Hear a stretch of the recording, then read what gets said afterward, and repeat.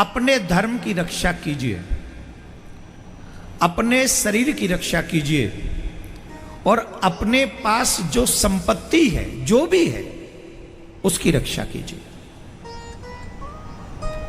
जो मनुष्य इन तीन चीज की रक्षा नहीं करता उसका पतन हो जाता है।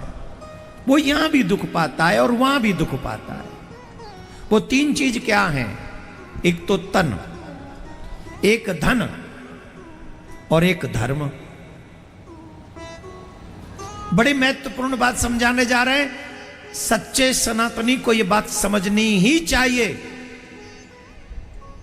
ये जो मूवी, सीरियल्स, मोबाइल्स ये जो दिखा रहे हैं हमको, ये हम नहीं है। आपको मानव जीवन मिला है तो तीन की रक्षा आपको करनी पड़ेगी।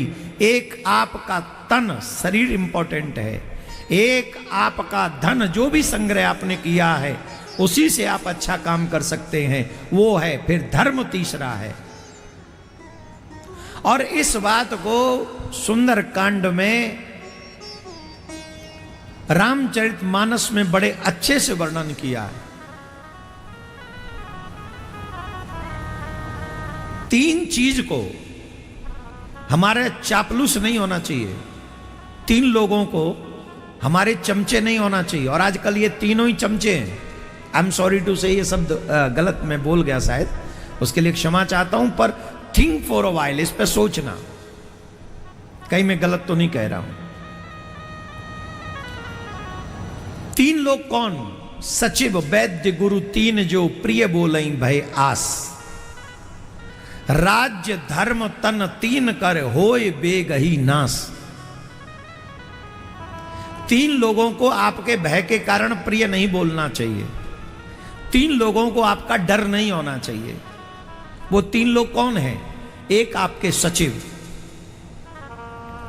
एडवाइजर, सलाहकार। एक वैद्य, जिसे आप डॉक्टर कहते हैं, और एक गुरु। ये तीनों आपके भय से न बोलें। ये तीनों वही बोलें जो सत्य हो। अगर ये सत्य बोलेंगे तो आपका धर्म का लॉस नहीं होगा, आपके शरीर का नुकसान नहीं होगा, और आपका राज्य माने आपकी जो संपत्ति है वो आपसे नहीं जाएगी। सत्य बोलेंगे तो। और असत्य बोलेंगे तो होय बेगही नाश, इन तीनों का नाश हो जाएगा। एग्जाम्पल, उदाहरण के तौर पे हम कहें कि आपको शुगर हो गई और डॉक्टर साहब से आपने कहा कि डॉक्टर साहब मुझे मीठा खाना है, बताओ। अब आंखें दिखा के पूछ रहे हो डॉक्टर साहब मुझे मीठा खाना है, और डॉक्टर साहब थोड़े पतले दुबले, उनको लग रहा है कि नहीं मना कर दूंगा तो थप्पड़ मार देगा, मेरा तो एंड हो जाएगा। बोले नहीं, कोई नहीं, खा लीजिए, मैं शाम को देख लूंगा, चेक कर लूंगा, शुगर चेक कर लूंगा, नो प्रॉब्लम। अब उसने कह दिया आपके भय के कारण कर लो, क्या होगा? शुगर बढ़ेगी और फिर दवा से काम नहीं चलेगा, वो इंजेक्शन लेना पड़ेगा, और एक दिन इंजेक्शन भी काम बंद कर देगा, शरीर खराब हो जाएगा। हाँ या ना? जवाब दीजिए। शरीर। दूसरा, एडवाइजर। आपने शेयर मार्केट में पैसा लगाना प्रारंभ किया, जैसे आजकल लगा हुआ है। शेयर मार्केट में आपने पैसा लगाया, किसी से एडवाइज ली कौन से शेयर खरीदें। नहीं, ये नहीं ली एडवाइज की कौन से खरीदें। आपने अपने आप से कह दिया, कहीं देख लिया होगा, इस शेयर को खरीद लें, और उसे एडवाइजर को मालूम था कि ये डूबेगा, और आपके डर की वजह से कहते हाँ देख लेंगे, देख लेंगे। तो बताओ पैसा डूबेगा कि नहीं? क्यों? डर की वजह से उसने हाँ में हाँ मिला दी, तो ये पैसा गया। राजा के विषय में कहा गया था कि सचिव आपका, सलाहकार, एडवाइजर आपका अच्छा होना चाहिए, जो सच बोले।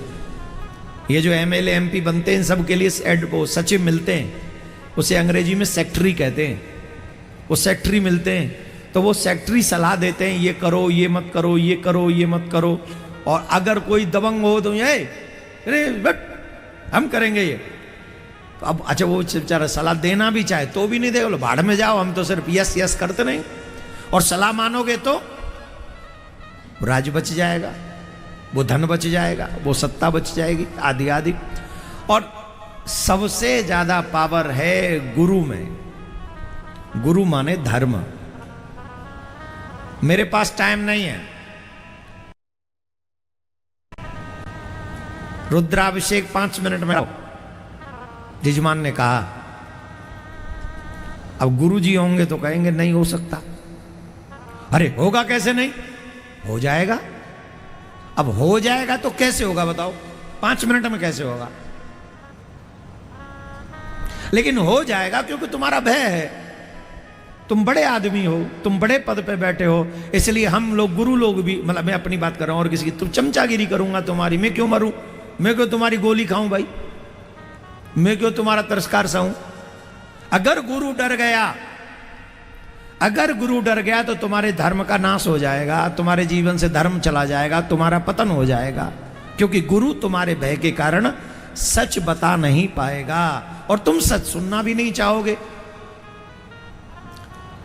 तो अपने जीवन में धर्म की सुरक्षा के लिए, शरीर की सुरक्षा के लिए, संग्रह की हुई संपत्ति की सुरक्षा के लिए 3 को निर्भय कर दो अपनी तरफ से। 3 को निर्भय कर दो। आप जो सच हो वो ही बोलना, एक गुरु को, एक व्यक्ति को, एक सचिव को। और यही तीनों चीज अपने बच्चों को सिखा के जाना। ये आप भी सीखो और ये अपने बच्चों को भी सिखाओ। धर्मो रक्षति रक्षितः। तुम धर्म की रक्षा करोगे, तुम्हारी धर्म रक्षा करेगा। और तुम धर्म की हत्या करोगे, छिपके करोगे। कई लोग तो गोरिल्ला वॉर करते, छुप छुप के करते हैं, जिससे किसी को पता न चले। माय डियर, किसी को पता न चले, कोई न जान सके, लेकिन मेरा ठाकुर जी सब जानता है, उससे बच नहीं सकते। जब वो जानेगा कि तुमने धर्म का नुकसान किया है, जब वो जान लेगा कि तुमने धर्म का नुकसान किया है, आई एम सॉरी टू से, अर्थी को कंधा देने वाला नहीं बचेगा अगर वो चालेगा तो।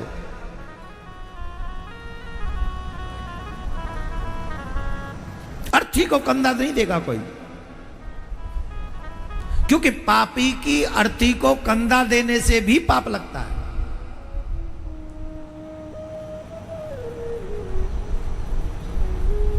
बहुत सोच समझ के हमें यह काम करना चाहिए। जीवन पर्यंत अपनी और अपने धर्म की रक्षा कीजिए, ये आपकी ड्यूटी है, जिम्मेदारी है, रिस्पॉन्सिबिलिटी है। छुपकर भी, अनजाने में भी तुम्हारे धर्म का नुकसान तुमसे न हो, ऐसा प्रयास जागृत होके करो। देखो भैया, हम भी आराम से तुम्हारी तरह अपना घर पाल सकते हैं, हमारे बच्चे हैं उनको पाल सकते हैं। इतना तो ठाकुर जी हमको दे ही देते हैं कि जैसे तुम्हें अपने घर की चिंता, अपनी चिंता, वैसे हम भी अपनी और अपने घर की चिंता करें, आराम से रोटी खाएं। इन चक्करों में पड़ने की कोई आवश्यकता नहीं है। अच्छा बताओ, है कि नहीं? इतना तो होगा शायद आटा, क्या हम हमारे बच्चे सब आराम से खा सकें? अब विश्वास करोगे, करोगे कि नहीं करोगे मुझे नहीं पता। कल शायद शाम को एक माता जी आई, गांव की कोई बड़ी बूढ़ी सी, मतलब ज्यादा बड़ी बूढ़ी भी नहीं थी, मतलब कोई ज्यादा यंग भी नहीं थी। मतलब मैं क्या कहूं वो कैसी थी, मैंने ढंग से देखा नहीं था। वो थी मराठी ड्रेस में और सब जैसे मराठी हमारी माता बहन बड़ी अच्छे से बोलती हैं वैसी थी। उन्होंने सीधा सा प्रश्न किया, मुझसे कुछ पूछा भी नहीं, मैं पूछूं क्या, कुछ नहीं, सीधी बोली, आपको डर नहीं लगता? सीधा, स्ट्रेट फॉरवर्ड, आपको डर नहीं लगता? मैंने किस बात का डर? बोले आप इतना सब बोलते रहते हो, क्या जरूरत है, आपको किसी का डर नहीं? तो मैंने माता जी से कहा, मैंने माता जी हमारे ग्रंथ भी यही सिखाते हैं, हमारे संत भी यही सिखाते हैं, हमारा भगवान भी यही सिखाता है, तुम धर्म के रास्ते पे चलो, तुम्हें किसी से डरने की आवश्यकता नहीं।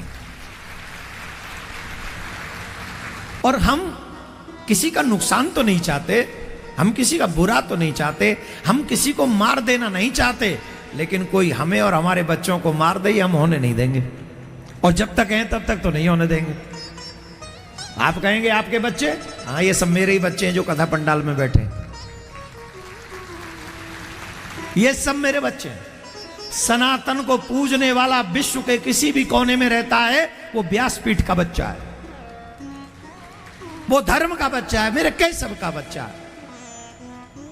किसी को अपने दो की चिंता है और मुझे करोड़ों की चिंता है। और इन करोड़ों के लिए एक मेरे जैसे का कुछ हाथ पांव हिला भी जाए तो क्या फर्क पड़ता है। लेकिन याद रखना, अगर मैं करोड़ों की चिंता कर रहा हूं तो कम से कम तुम अपने दो की चिंता तो करो, कम से कम दो की चिंता तो करो। दो की चिंता का मतलब नहीं अच्छा पैसा खासा दे जाओ ना, ये दो के आने वाली पीढ़ी भी सुरक्षित रहे, इसके लिए धर्म को बचाने का प्रयास करो। या तो मेरे आगे चलो, मैं तुम्हारे पीछे चलता हूं, या फिर मैं आगे चलता हूं, मेरे पीछे चलो, या फिर मेरे बगल में चलो, मेरे साथ चलो। हम सब कर सकते हैं।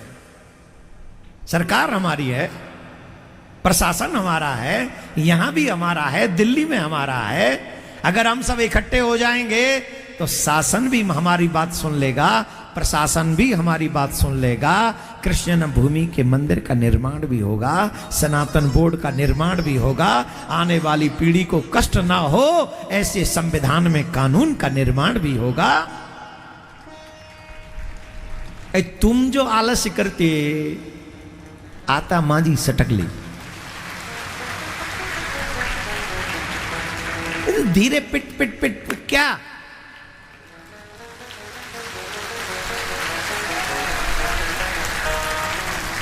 कल से कोई नहीं कहेगा तुमसे कि राधे राधे बोलना पड़ेगा।